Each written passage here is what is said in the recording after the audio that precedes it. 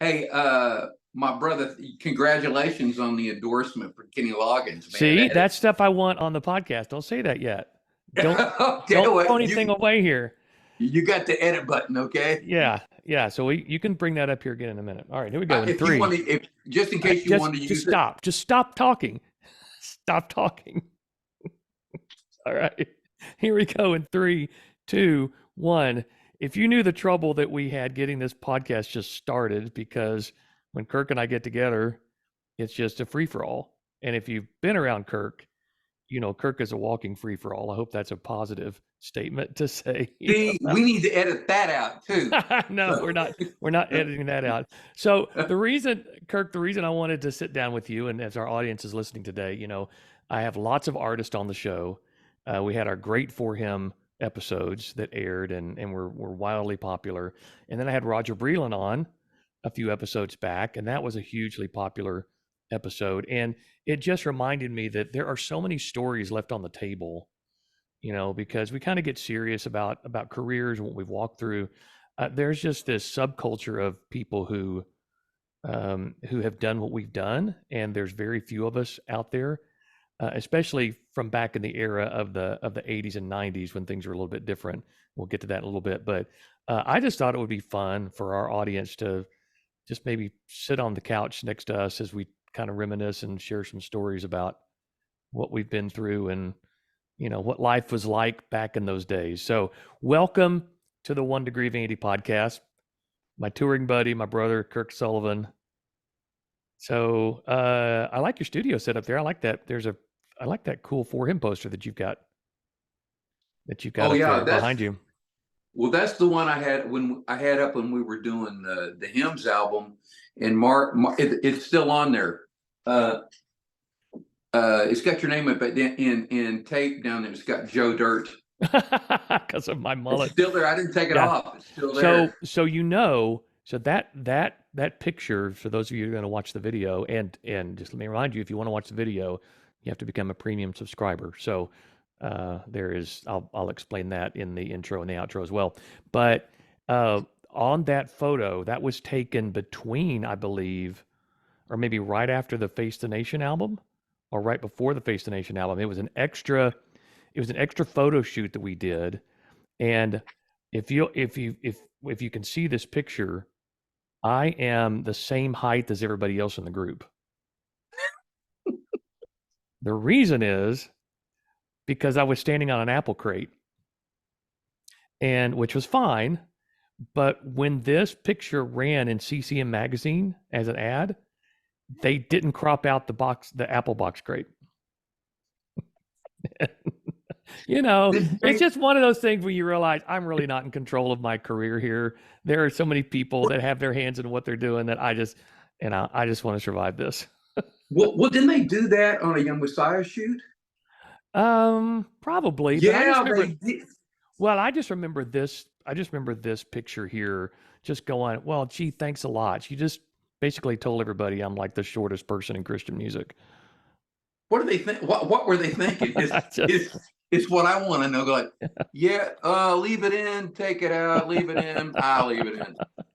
Yeah, I just, that's kind of the Wild West days back then. I say this a lot on this podcast, but the 80s and 90s in Christian music was kind of the Wild West. And, just there's so much going on and so many artists out there and so many projects coming out. I mean, it was really great, but, stuff like that just kind of gets lost in the shuffle. But, yeah, I mean, I remember us doing, this is not necessarily funny, but coincidental. I mean, we're doing the new Young Messiah photo shoot, because we're the new guys. And I've got a couple of new artists in. And so they do a group stuff. They do, they shoot everybody, and then they do a group. They do each artist individually. So we had just got through shooting, and I'm walking on my way out. They had snacks, but I went to go get lunch. And I passed this girl, and she goes, Kirk? And I go, Pam? And our management team was Atkins Muse. And the Pamela Muse went to the college I did, except she was I was 13 when I started taking voice lessons, and my teacher was the director of the PR group that went out. So I knew her and her brother, but I had no idea that Muse was Pamela Muse. Wow. So it was like, so I hadn't seen her. I was 33 then. I hadn't seen her since I was 13. That was interesting. That was an interesting thing. We ran across a lot of people that either we knew back in the day, they all kind of converged into the Christian music industry, or people who would go on to be big names. Do you remember when we would go over to I can't remember the name of the company. It was our first financial management company. And we would go into their offices every now and then, just sit down, look over the books and That was forecasts and stuff. what you're talking about is the first time we went in. Well, okay, but I mean, we would go in there, and I just remember there was a receptionist, and when we would walk by, I remember Mark would always say, "Wow, she's pretty." No, it was me. I Oh, go, is it you? who the heck is that? Yeah, It's what I wanted to know. yeah, and it Good. turned out to be Shania. Shania Twain. Yeah, she Well, was. his response was, he says, well, yeah, she's very pretty and she's this awesome singer, but she doesn't want anybody to know that she sings. And I thought, well, I don't care if she sings or not. And of course, you were single at the time. You're like, okay, Exactly. yeah, well, you missed your opportunity there. Yeah, I'm sure. Of course, yeah. Well, yeah. She needed mutt laying in her life for sure. Well, for a short period of time, anyway. Yeah. Well, what I want to do is I just want to tell some stories here, just like we always do. You know, we did a little thing a few years ago, maybe not that long ago, maybe a couple of years ago for Carmen's tribute. After Carmen had passed away, Stephen Yake did a video for TBN and asked us to come in and sing a couple of Carmen songs. And I remember getting there the night before into Nashville, and we hung out in a hotel room, the four of us, to go over the songs and kind of rehearse and stuff. But I just remember we may have rehearsed for maybe 30 minutes and told stories and laughed until 3 a.m. I mean, it was one of those things where I was like, I miss getting together and singing with you guys, but really, I just miss hanging out because we have so many stories. We laugh so much, we have survived so much together. And I just thought I would give our audience just a little peek at some of those things that we laugh about and some of the things that people would never know that, again, putting a bunch of people on a bus for a bunch of years, it's a unique experience for sure. Even going, and you had a different experience than I did when you were first in Truth back in the mid 80s. The bus wasn't quite as nice or as updated, but I want to know about your first experience of getting on a tour bus and how you survived that. Well, my first experience prepared me for the second one. I wouldn't have made it the second one if it hadn't been for the first one. Everybody, I get on the bus and everybody, I'm low man on the totem pole because I didn't have the experience everybody else had already been. They had 4 years of college, and we're talking about Truth here. And I had the same experience. Yeah, when I came in, I just felt like a peon, and you kind of have to work your way up in that little closed-in society. But go ahead. I felt like I had to work my way up for the first 2 years. There's so many. But back in the day, I mean, we used to have the road manager would stand on the outside of the bus right next to it, and he would make sure that you didn't have tennis shoes on and that you had a shave. So I mean, it was a shave. That's right. If you weren't clean shaven, he'd go, "You lose your razor." I mean, it was wow. Yeah, it was like being in the Marines. And being on time and all those things. So I say that to say this: we're in Canada. We're doing a Canadian tour, right? And we have this, for lack of better terms, a road manager, and so he was very a stickler with time, and so we had a day off, and so it wasn't me. We had a couple of people late, and so we're going to Victoria Island. Uh-huh. And so we get there, we're just a nudge late. And so the road manager is not happy with with a couple of people that were late. So he decides he's going to ask everybody how they felt about the people who were late, how they felt about that. And as he's exercising his authority, we see the ferry pull right off. And he asked Paul Lynch. Paul Lynch is Yeah. funny. He goes, well, Paul, what do you think about it? He says, I don't know what to say, but while we're talking, our vacation just pulled out from port. Yeah, it's a location joke, but it was Yeah. hysterical. Oh, that just happened all the time. There was because, you think about it, the Truth Experience was what, 20 to 25 people on a bus at the same time, all from different Right. walks of life, all trying to prove themselves, all looking for some sort of authority or, to move. We talk about moving up the ladder a little bit in, being the one who gets to sing the next big song or whatever. And it did create a little bit of a chaos, and especially if you got personalities in charge that really didn't quite know what they're doing. They were faking it till they made it, which, kind of all of our stories, but there were a lot of people in charge who probably shouldn't have been in charge. Well, there you go. And you looking back and going, as if when you were in Truth, you looked at the thing like, well, why did he pick him? Well, then you get out and get into real life scenarios. You're thinking, how did Roger do that? How did he pick him? It was the luck of the draw sometimes. Yeah. Who was in? He would get people on the road, and then they didn't work out. 2 days later, we were dropping them off at their house. And now that's funny. I mean, Yeah. there's just all kinds of stuff. The host, Yeah, because everybody survived, and it wasn't the end of the world. We had the host homes were funny too. Oh man, that's a whole other deep dive. But let's go there since you brought it up. Well, I remember one time we were in North Carolina. It's in winter. Before you share that story, for people who don't understand what host homes are, you probably do from that phrase, but we didn't stay in hotels. It wasn't until we were in For Him that we actually got hotel rooms, and that was the married couples got. Deal. Well, not all married couples. Jackie and I didn't. We rotated.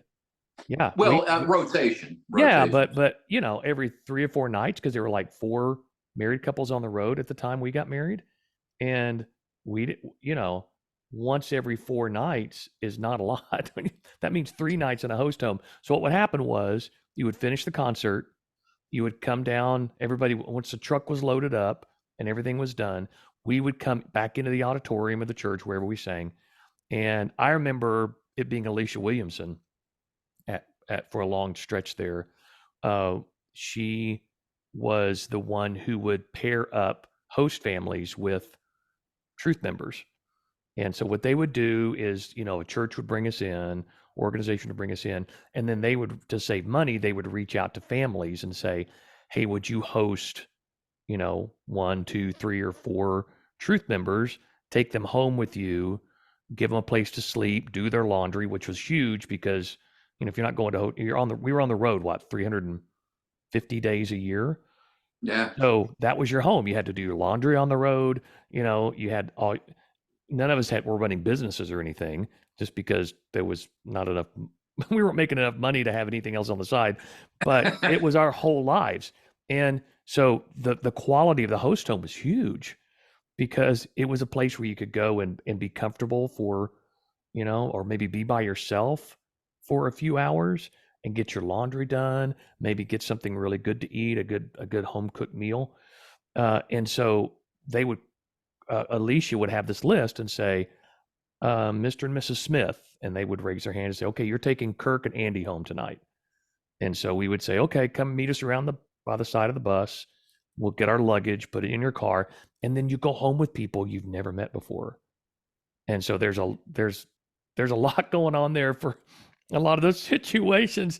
And some of them are really, really good. I will say a lot of them were very good. In fact, even today, I'll be somewhere and they're like, you probably don't remember this, but you stayed at my house, Yep. In 1989 in Birmingham, Alabama.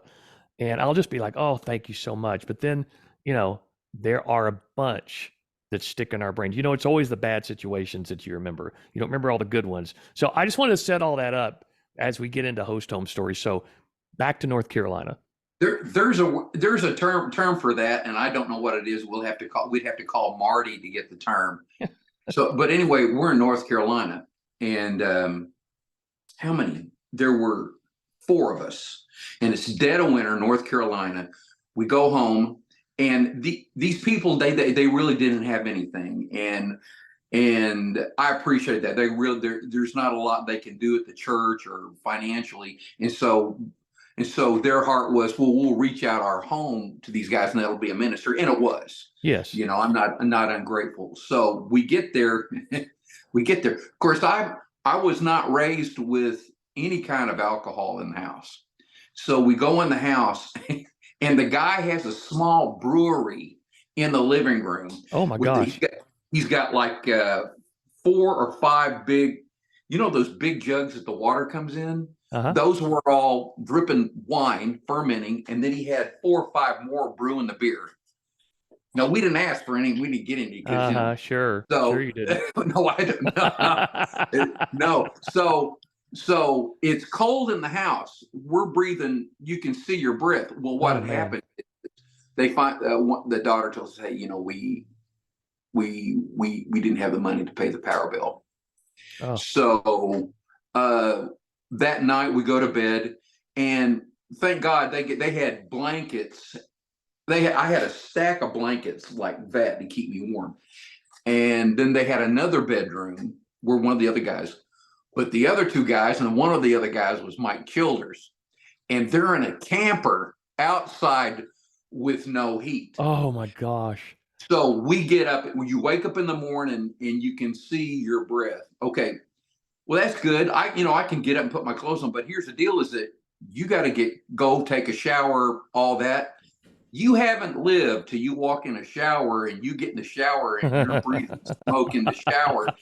Oh, and it was a real treat getting out. Yeah. Because it's cold anyway. I've got a little portable heater in my master bathroom, and it goes, and it's still chilly getting out of the shower. I don't want to be graphic, but that was really interesting.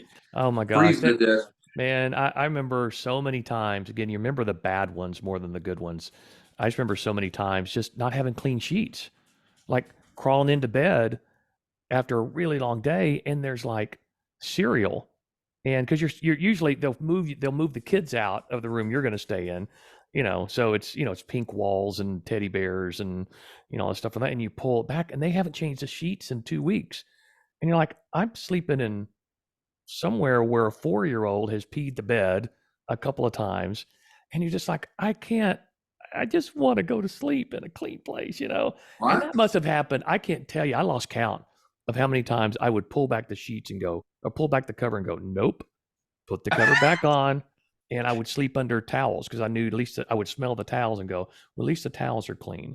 Exactly. And, and then, boy, if you ever got to go to the hotel, even if it was, and we're not staying at Marriott's and Hilton's. It's like Red Roof Inn and Nights Inn. And if it was that good, yeah, but you're kind of like, oh, thank God, at least I know there's been a maid in here. I didn't stay in a hotel in Truth until not on a regular concert night until I was in Truth the second time. There was the single people, and at one point, 1983, we had 6 married couples on the road because Dan and Donna Oxley came back in. Mm-hmm. That was when we got the van from what Mark IV, Mark III, what was it? Mark IV, yeah. Mark IV. That's when, because we had out of Ocala, Florida. Yeah, we had 30 people on the bus. So, but that bus experience was, you look back on it now and just go, it's a miracle we survived, because again, everybody's under the age of 30. Pretty well, except for Lanny. Lanny was the only guy that was ever in his, was so much older than the rest of us. And but we had you mentioned it. We had a bus, 40-foot bus. We had a Mark IV conversion van, and we also had a tractor trailer, 40-foot tractor trailer. And so we were the drivers. Now I never drove the truck. I drove the bus a little bit right towards the end of of truth. And if you want to listen to the For Him podcast, you can hear us talk about, the first bus that we had in For Him. That was interesting. But there were all night drives. So we would finish a show, and a lot of times, if it was more than a day's drive to get to where we were going, we would have to drive all night long. So that just meant there was one of the girls would stay up with the bus driver in Yeah. 3-hour shifts and keep them awake and talk to them. And then somebody drove the conversion van. And then we had a truck driver who was, one of us. A lot of times I just remember it being, Brian Smith for a long time, who was one of our trombone players. And we can talk about Brian here in a minute. And yeah,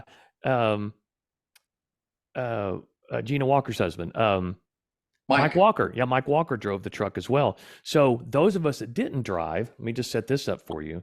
Those of us that didn't drive would have to get up there were 3-hour shifts. So you would probably pull out of the parking lot, let's just say at midnight. So there's the midnight to 3 shift. Then there's the 3 a.m. to 6 a.m. shift and the 6 a.m. to 9 a.m. shift. And so you would get up and ride with the person in the van or with the person in the truck to keep them company and keep them awake. And Kirk, by the time you came back into the group when I was there in 1987, you were making about 10 times what I was making. And I was so you had a little more cash in your pocket, and you played that really, really well to where John Thorne was my guy. John Thorne, who went on to play with Whiteheart and Margaret Becker, and he was our bass player for a long time. And John probably took half your money every week. Well, John had a car, and he wasn't able to sell it for some reason, and so he was always looking for extra ways to make cash. And so he would come up to me a week before we're doing, hey, we got an all-night drive going. You got somebody? He goes, no, I paid $15, which was huge money back then. Yeah. So he would write. Well, I have a really funny. I was driving the bus, and Gina Walker, who you were just talking about, was driving. And here's the thing: is the drivers had to drive 3 hours, but the girls only had to stay up for 2. So anyway, we're switching and we're both blitzed because we've had, 2 or 3 all-night drives in a row. And so I'm driving and I'm doing this, right? And you can't get somebody else because they're going to do the same thing. They're tired too. So Gina is in the buddy seat, and I'm talking to her. I can't remember what I said. And I hear her say, yeah, but then I heard it, and she fell asleep in mid-sentence. And I'm like, trying to hold it because there are people 3 feet behind me sleeping, right? So for some reason, I said something to her, and I watched her. I turned to see her response, and I see that, yeah, and then it's Roger's fault because and so at that point you're giddy. You're giddy because you're so tired, and we're laughing our brains out. And we have Mike Childers in the back, who was the drummer and our music director for quite a while. Shut up! We're trying to. But he was sleeping by me. He was my my sleeping partner. I'm going to say this very carefully. It sounds really weird, but we had. You had, oh my gosh, as I say it sounds so weird, but we had sleeping partners, and you would, because there were only a couple of bunks on the bus, and that's where the backup driver would sleep and the road manager, they got those perks. The rest of us would sleep on the couch would pull out and make like a little bit bigger than a twin bed. And then the dinette would fold up and turn into a bit of a twin bed. And then you had these berths that came down out of the ceiling, and people could sleep on that. And they're about a little smaller than a twin bed. But everybody kind of had their place where they slept every night. Well, Mike Childers and I were sleeping buddies. And so we would sleep head to foot. So Yeah, I was And about to say, yeah, yeah, yeah, let them yeah, know. Yeah. that I just want, there's nothing weird going on, but you would, yeah, that you just got comfortable kind of having those people that you knew, you could get a good night's sleep and be, in very close proximity to. And so it just kind of just became a routine. But yeah, I can totally see Mike, just going, shut up in there, shut up there. Well, here's the thing: is that when we all had a set place that we usually slept. So the big deal is when we're doing an Mhm. all night drive, and Andy remembers this well, is you get to call where you're going to sleep, but you can't call the place you're going to sleep until you hear the driver click it into drive, Yep. and then everybody screams at the Oh, same time.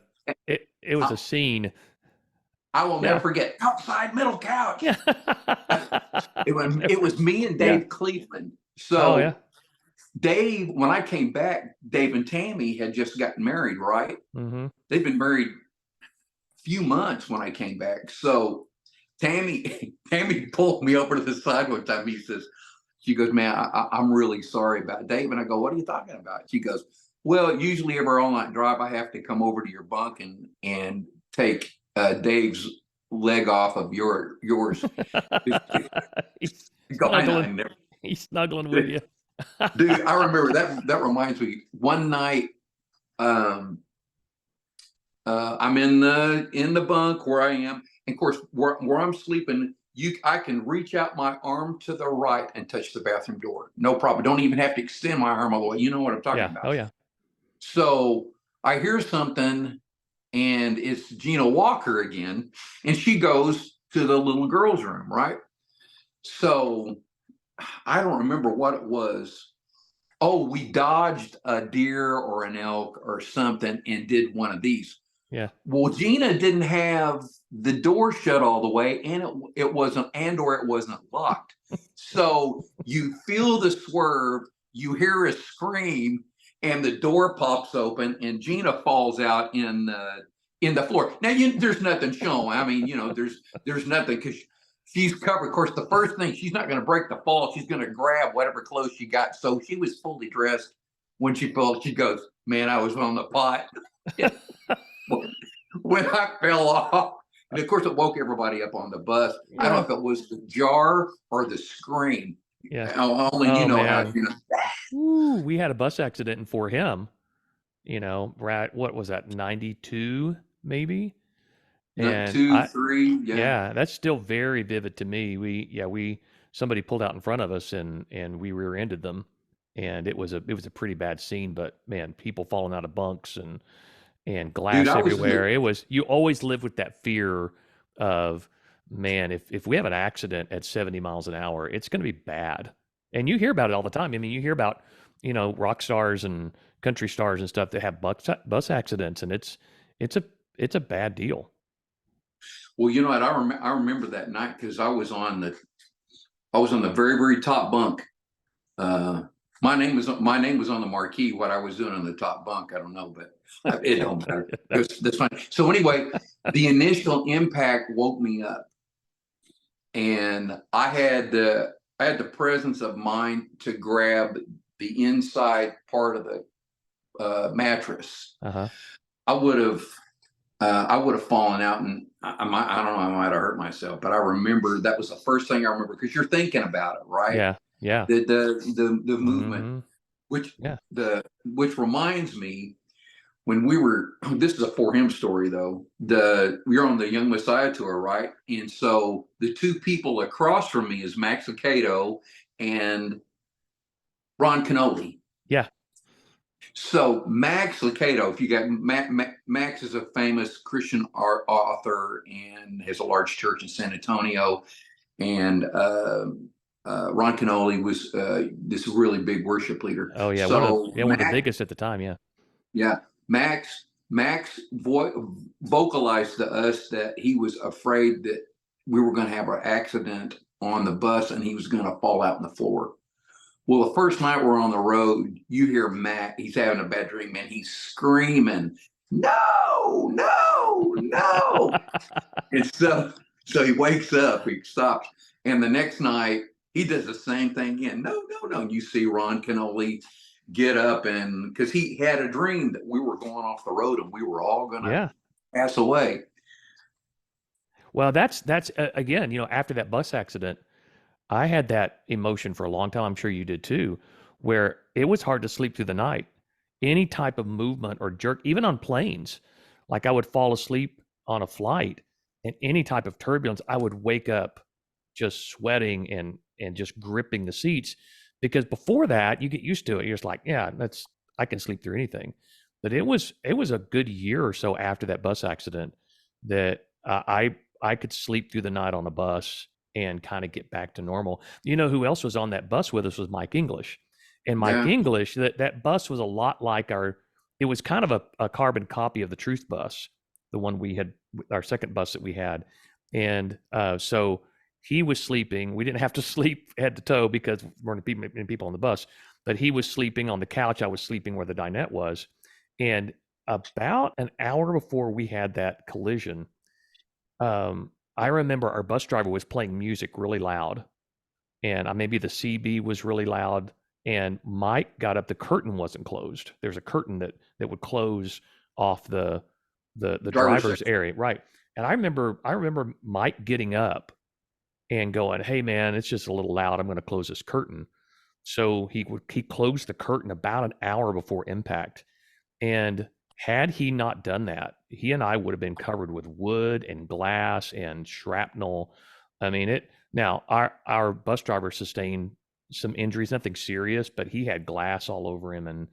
And anyway, I know it's a traumatic experience. I wanted to share some fun stories, so that's not really a fun one, but just to say, it's a weird world traveling. And you know, back then, we didn't have cell phones, we didn't have laptops, we didn't have iPads. You know, I had a Game Boy, which, man, I spent most of my money buying batteries for my Game Boy and playing Tetris. We had Walkmans, right?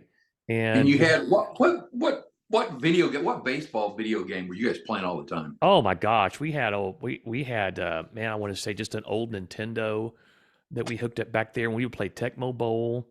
Y'all And played Nintendo and everything. Oh like yeah, real people. Yeah.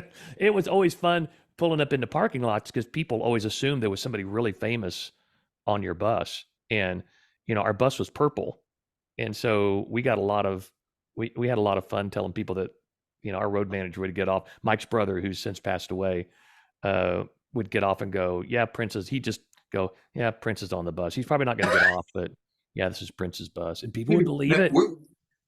We talked about the accident, but I mean, the accident was not. There's nothing humorous about that. But after the accident, getting to the concert was planes, trains, and automobiles. Oh yeah, it was. It absolutely was. Well, we had to walk. First of all, we had to walk like back to the next exit. There's a diner and a truck stop there, and remember we sat there for several hours while was Mike Quistad? Yeah, was Mike Quistad with us then yet? Yeah. So yeah, Mike Quistad was trying to find a way because we were supposed to be in Sacramento. Which, fun fact, you got to see this. So you'll get to see this if you're watching the video, but give me just a second here.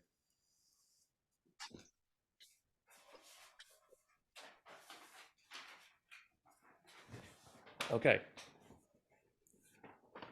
Check this out. It's the video. It's the poster from that concert in Sacramento with us and Mike English. And there's the date on it. It's October 19th.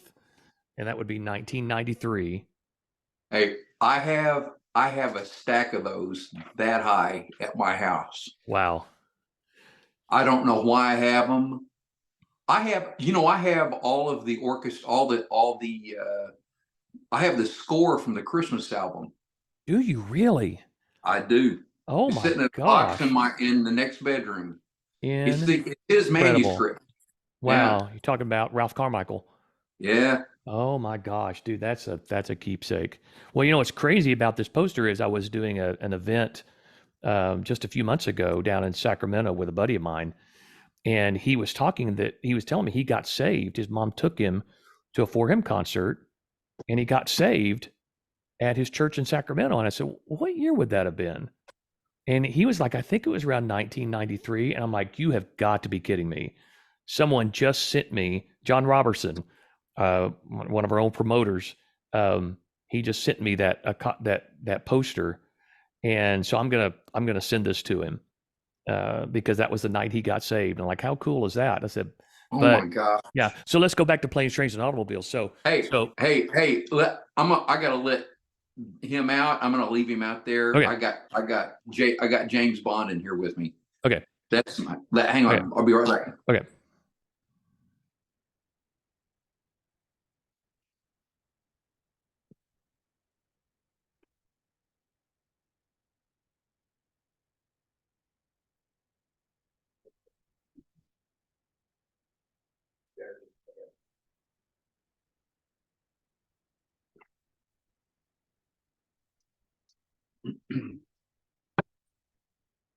He was just bored.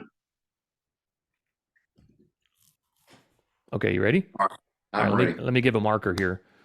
3, 2, 1. Yeah. So, going back to planes, trains, and automobiles, we had a show that night. So this happened at like 6 a.m. Right, and so Sun was coming up. right, we were just outside of, I believe we're just outside of Reno.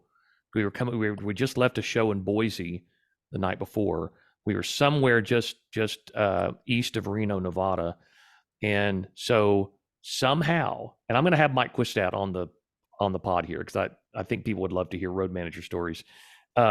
So Mike Quistad figures out how to find another coach, and he finds a senior gambling coach that was coming from somewhere with a bunch of seniors going to gamble in Reno, and they pull over to the side of the road, and we get all of our stuff out from underneath the bus, and we put it on that coach, and we're riding with all these seniors to Reno, and they drop off the seniors in Reno, and that bus takes us on to Sacramento, and we get to the church like 45 minutes before the show starts. And I just remember we couldn't shower. We were going through all of our belongings, and we got up. Mike English, that Mike English for Him show went on as planned, and that's what you did back then. Fortunately, it was a really nice. That was Kent Farron's church. Yeah, that's right. Paul. That's right. Yeah, they had showers and everything there. What was it? Something First Assembly? I'll tell you right now. I'll look on the poster. It was Capital Christian Center. Capital Christian Center. Yep, in Sacramento. Yeah, that's funny because I worked at PTL with Kent and Paul Farron. Paul Farron was the conductor of the PTL orchestra. That's right. That's right. Yeah. So yeah, those days back in Truth were, I mean, they're a blur, but man, I have so many memories of, really great concerts. Gosh, crazy host homes. You remember some of the food? Well, Dude, we were up. Where were we going? In Montana or North Dakota? Your brother's in Montana, right? I know what you're talking about. Are you talking about? Hey, have some chicken? No. This was. I remember being in Colorado, and he said, here's some chicken, and they were calf fries. They were mountain oysters, and they didn't tell us. That was Oklahoma. I'm pretty sure it was Colorado. But... No, because my mom and dad were there. Oh, well, then probably was. Dude, we go to the. It's cold, and you're burning more calories, and we're all young, and so you're looking forward to the next hot meal. Anything hot, we don't care. If it's spaghetti, which we got a lot of up north. Yeah. So we get there, and we're all sitting down. There is nobody in there. Most big churches have the fellowship hall kitchen, commercial kitchen, right? Yeah. We're sitting there. There's nobody there, and we see somebody walk in, and they set their dish down and uncover it, and it's one of those congealed salads with shredded carrots and raisins and that kind of thing. And we're like, okay. 2 people walk in. Both of them have congealed salads. Yep. I remember this night. Dude, it was all, I think one person brought a meat dish. but everybody who brought something was a Jello congealed salad. I think Roger maybe went and got us Kentucky Fried Chicken or something. I can't Yeah. remember. Yeah. But Well, let's talk about that too. Roger was very good about saving money. I mean, he was the king of budgeting on the road. And so, every great once in a while, he would work some deal where we got this. I remember being in Florida one time, and it was like this little tiny roadside motel, but it was actually pretty cool because it was right on the water, on the Gulf, somewhere around the Sarasota area. And so every once in a while you get something cool like that, or he'd work out, you know, something in the city, in New York City or in San Francisco or something like that, where we would have this really cool experience. But most of the time it was, I remember the guys would be 4 and 5 to a room. I remember a lot of times 5 guys in a double room, and there would be a rollaway. A rollaway. With a rollaway. And so, yeah, so there was a lot of that going on. Spend as little money as possible on hotels and meals. But he would go in when we would stop somewhere, and he would get off the bus and say, "God's people, I'll be right back." And he'd get off the bus and he'd go into a Western Sizzlin', and he would negotiate with the manager. And he would come back on the bus and go, "Okay, I've made a deal with the manager. I got him tickets for tonight's show. And what he's going to do is he's going to let you order anything off the senior citizens menu." The deli, Yeah. and the deli plate at Piccadilly's. Yeah, exactly. And no soft drinks. Soft drinks are extra. You can have, God's people can have tea or water. And there's no refill on those teas now. All right. So we're like, okay, here I am 21 years old ordering off the senior citizens menu. And I'm like, well, this is my life, isn't it? The infamous saying, those God's people, yeah, don't get the cheapest, but don't get the most expensive. Yeah. Now and the reason, I'm not sure, but I think the reason was Marty, because if you didn't put a limit on Marty would be having steak and lobster at the. Oh, he was famous for it. Oh, gee. Yeah. He would too. There's some stories there, but we won't go there with Marty. But yeah, I remember, and I remember in those early days before him, it was crazy because some places we did like 250 shows that first year for him, but we were just kind of following all the places the Truth had been the last couple of years. I think the number was 275.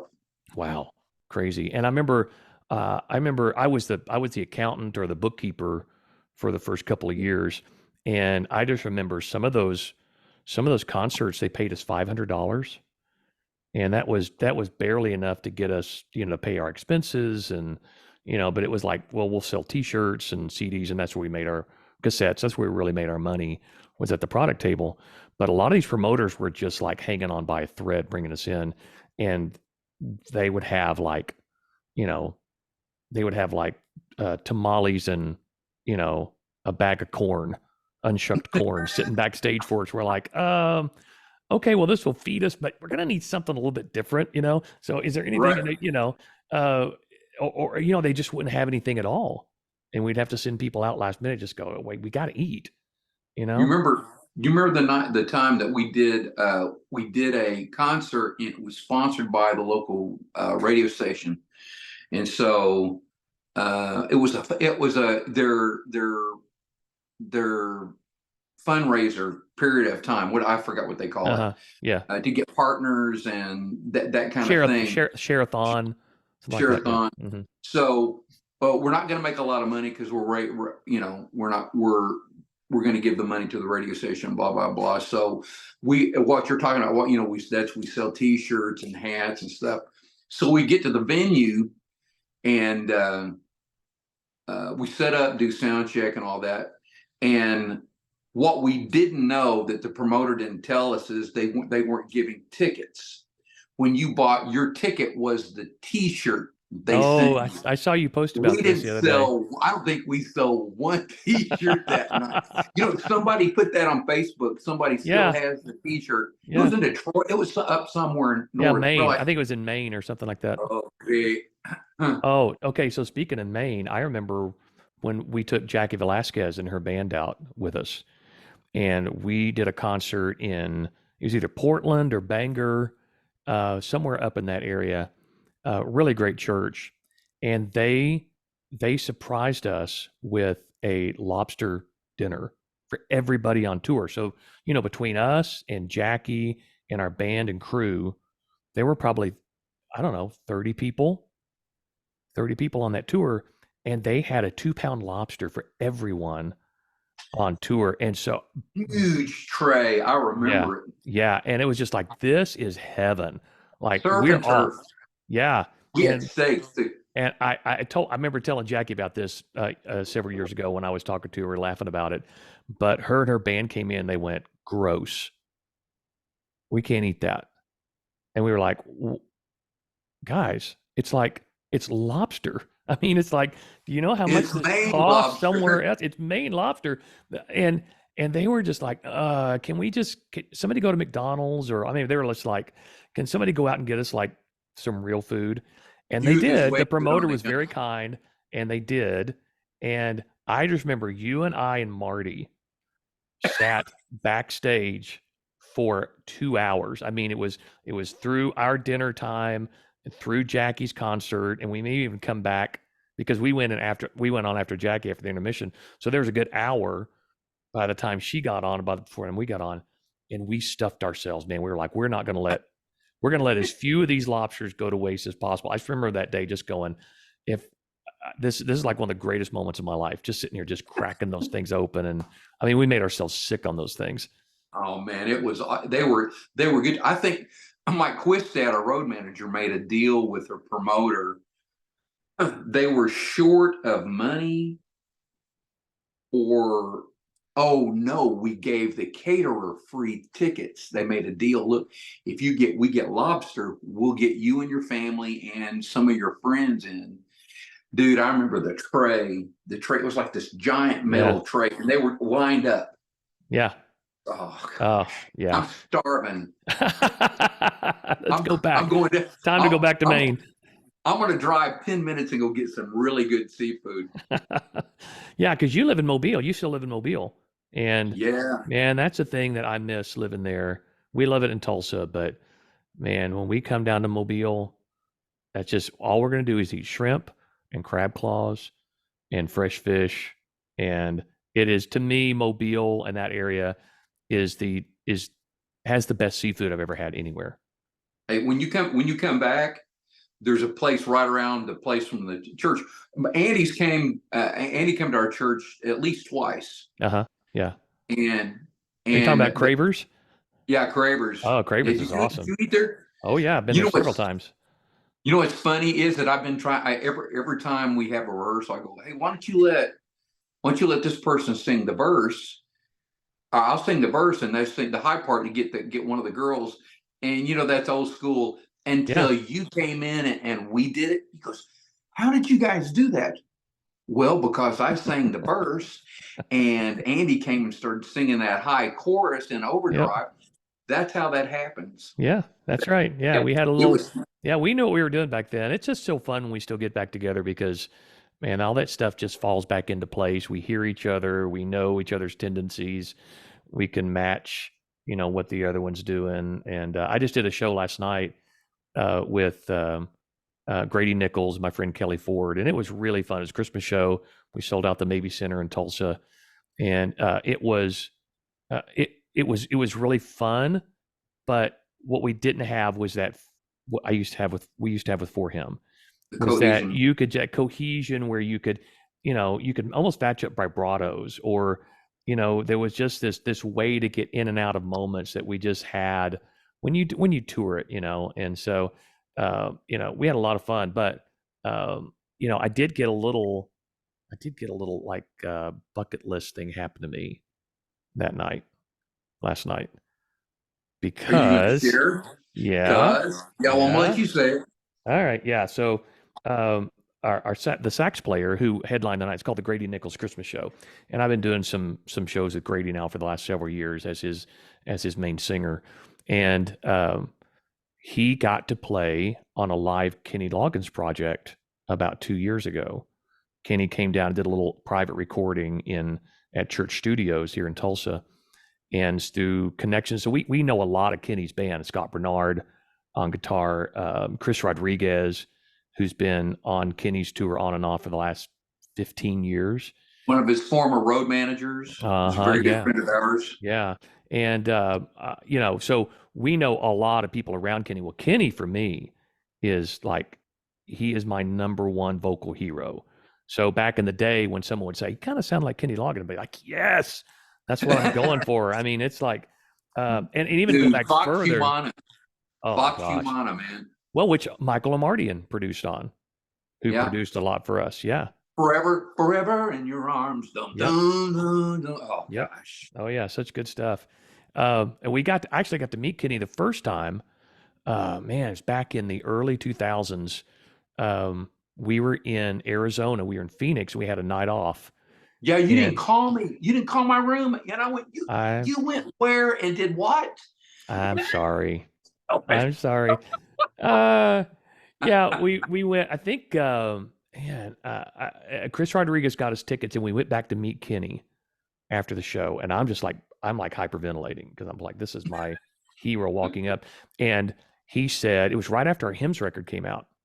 And when Kenny came up, Chris said, hey, Kenny, these are the guys I was telling you about. I gave you their Hymns record. And Kenny shook my hand, looked me straight in the eye and said, oh man, I love your vocals on that record. And I was like, all right, I'm done. I am completely done. I don't have to do anything else in my career. My vocal hero just said he heard what I did and he liked it. I'm retiring tomorrow. That's right. So now fast forward to what happened last night.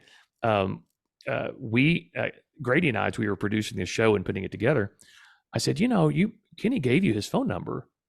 I said, have you guys texted back and forth? He goes, nah, not really. He said, I think he was just being nice. I said, dude, if he gave you his phone number, you should at least try and text him and just see, what level he will respond to you. So he did. And Kenny responded within 5 minutes, just said, hey man, I remember that. That was so cool. Man, you're a great player, all that stuff. And I said, oh, you're in. I said, because he didn't ignore it and he didn't just give it a thumbs up, right? He actually took time to respond to you. I said, what if, because we were going to do Celebrate Me Home for this Christmas show.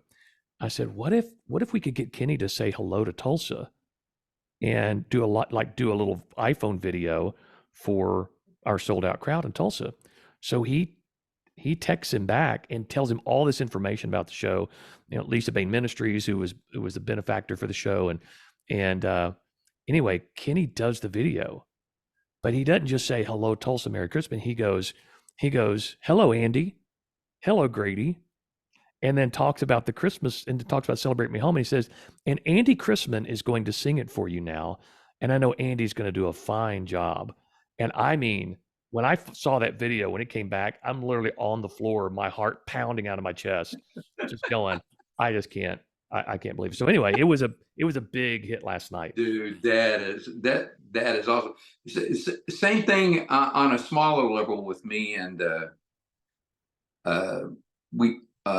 Beth and I were on the way to the beach, and if you don't know where Mobile is, we're an hour and 45 minutes from some of the best beaches in the world.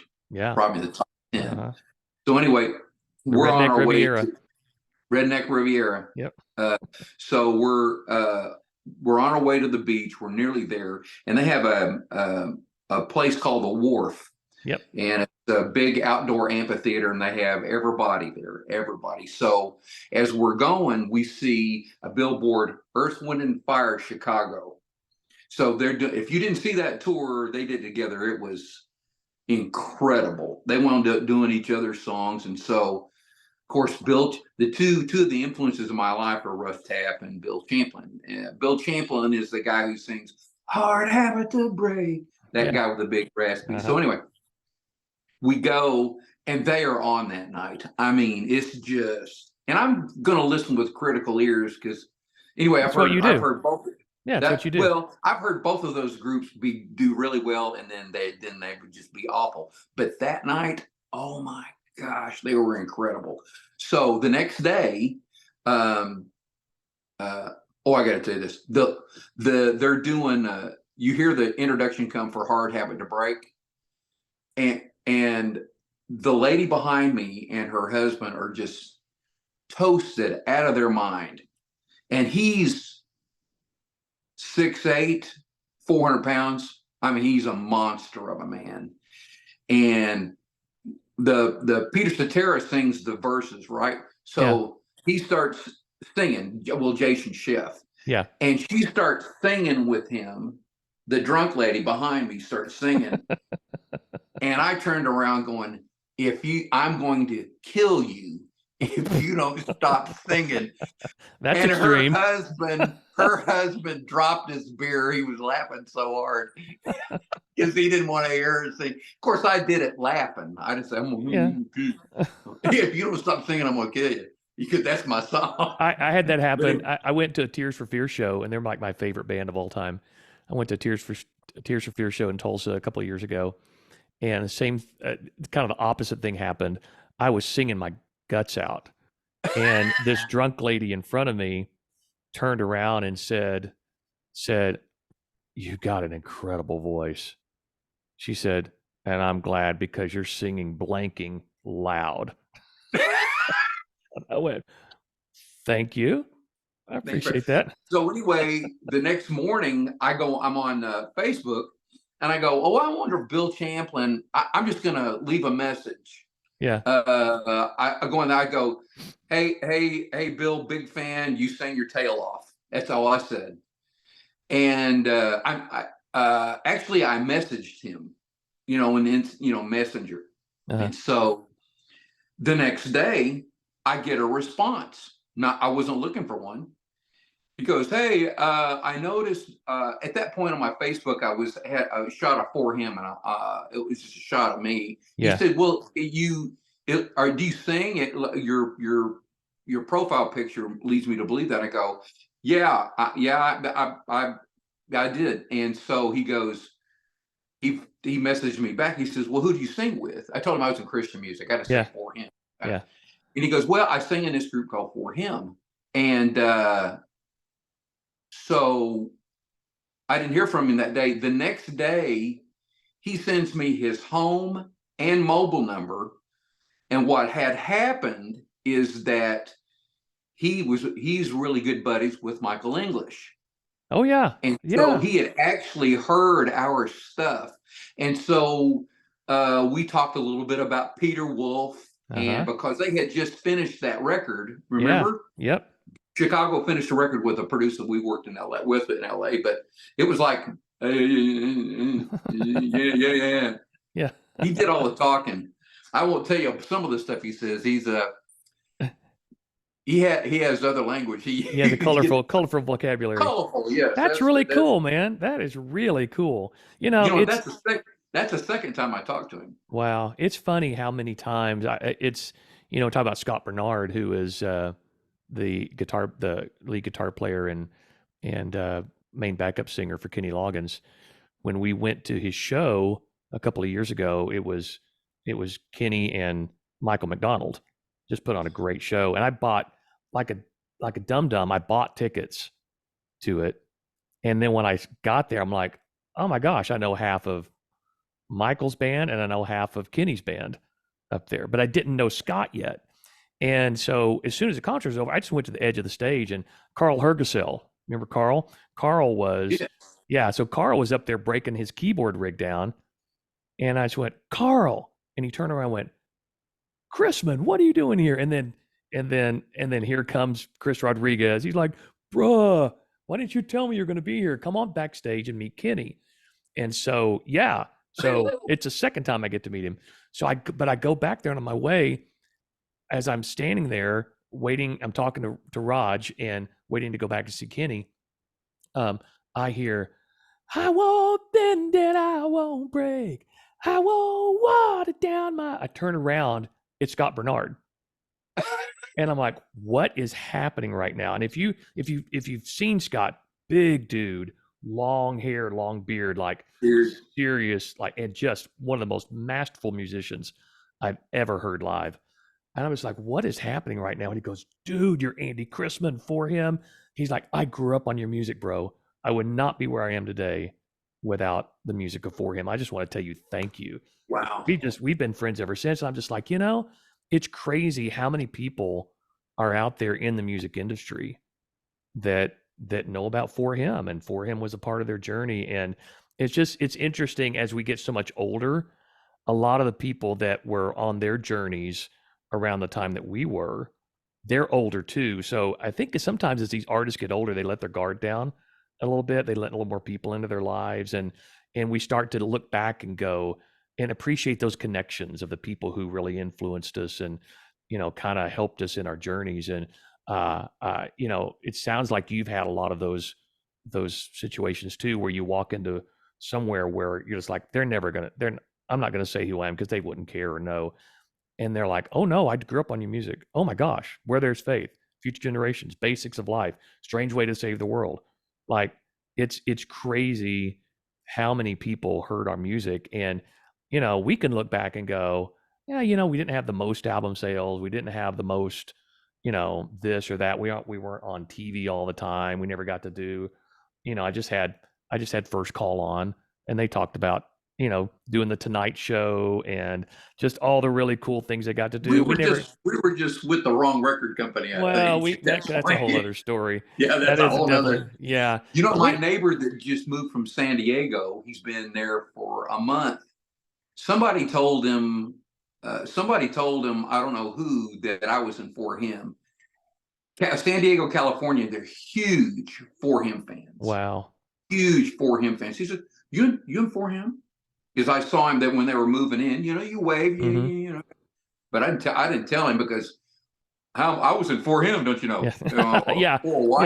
Yeah. You never want to lay down that card and then somebody go, who?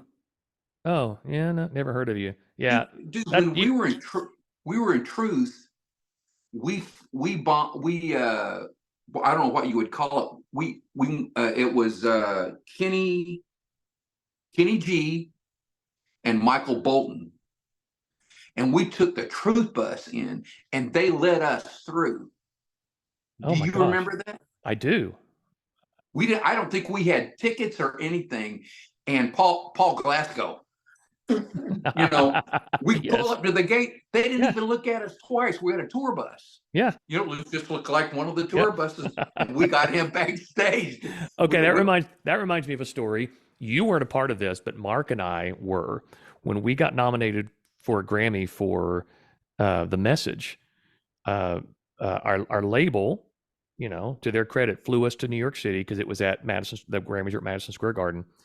Flew us to New York City. Bill Baumgart, our A&R guy, came up with us, was going to go to the ceremony. Mike Atkins. Yeah. No, Bill Baumgart came up. Mike was there. Did Mike there? Oh yeah, Mike was there with us. Yeah, he was sitting up there with us. So they arranged limos to take us to drop us off at the front of Madison Square Garden where we could go in for the pre-show, which is where our nomination was. And you and Marty were in one limo with Bill and maybe Mike, and then Jackie and I and Mark and Jody were in another limo. And so your limo was in front of us and went towards the entrance where we were supposed to go in. Our limo driver went toward the VIP entrance, and we were just like, oh no, we're not supposed. He goes, no, this is where I'm supposed to drop the artists off. And we're like, okay.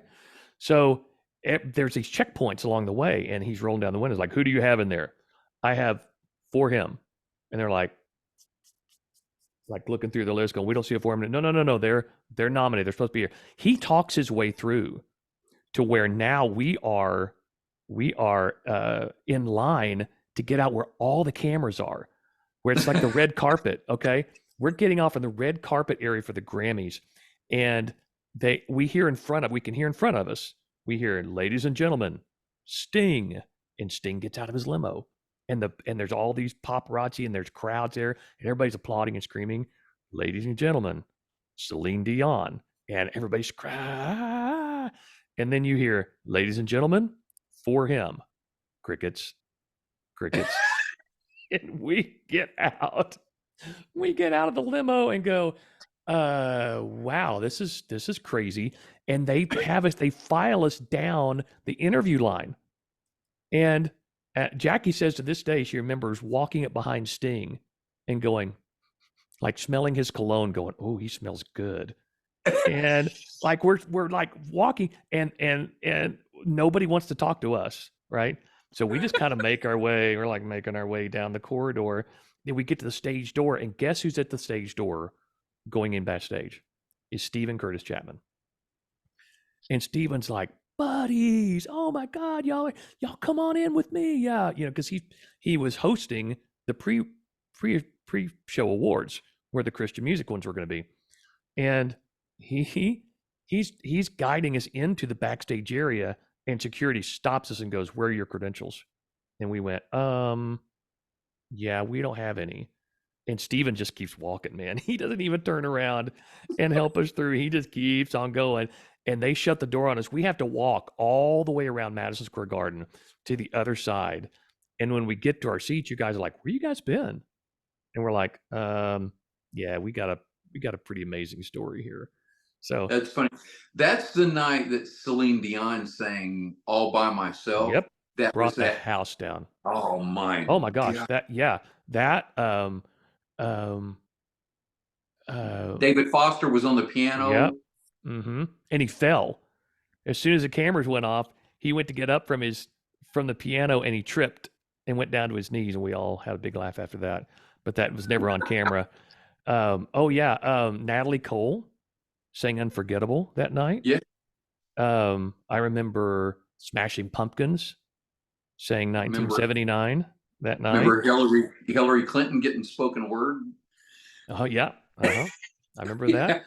And I remember Beck sang whatever the song is, 2 turntables and a microphone. That was one of the best experiences that we've ever been at. What was the Tracy? Was it Tracy Chapman? Tracy Chapman. She won a Grammy that night. I remember. Wow.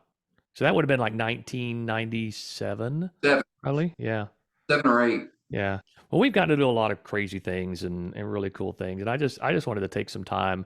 I mean, we literally could sit here for 3 hours and talk, and maybe we'll do it again. But I just thought it'd be fun for our listeners to hear, just maybe 1 or 2 or 3 stories of what life was like back then and some of the memories that we carry. We carry the bad ones along with the good ones, and then the bad ones become good memories too, just because they're part of our story and they make you laugh. You get fired up. Yeah. They become funny. Yeah. So I'm like, man, that back, when it happened, it's like, oh man, that was terrible. And now it's like, it's like, yeah. Anything you survive and get past, what is it? If it doesn't kill you, makes you stronger. Stronger. If it didn't kill you, it turns out to be funny.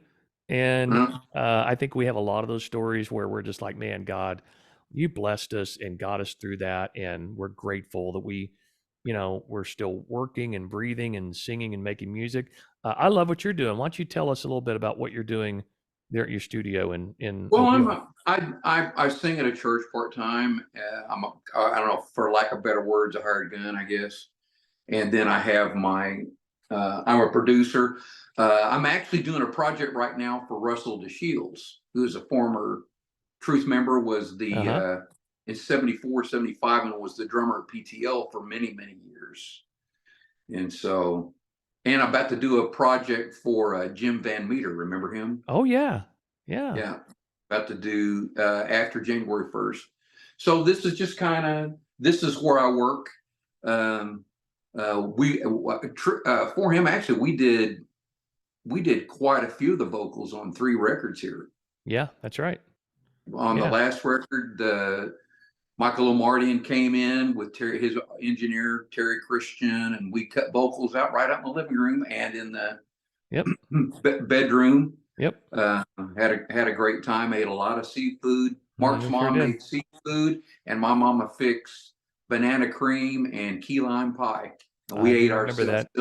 Yep, I do remember that. Those were good times. Crazy that you just had Michael Mardian camping out in your house, one of the great producers of all time. I was freaked out the whole time. The people who are watching, imagine your favorite artist producer. I mean, because Andy and I come from a generation of people, we read album covers. Yeah. And we were huge, because Michael O'Mardian produced, he sold 350 million records in the 80s and 90s. Yep. Yeah.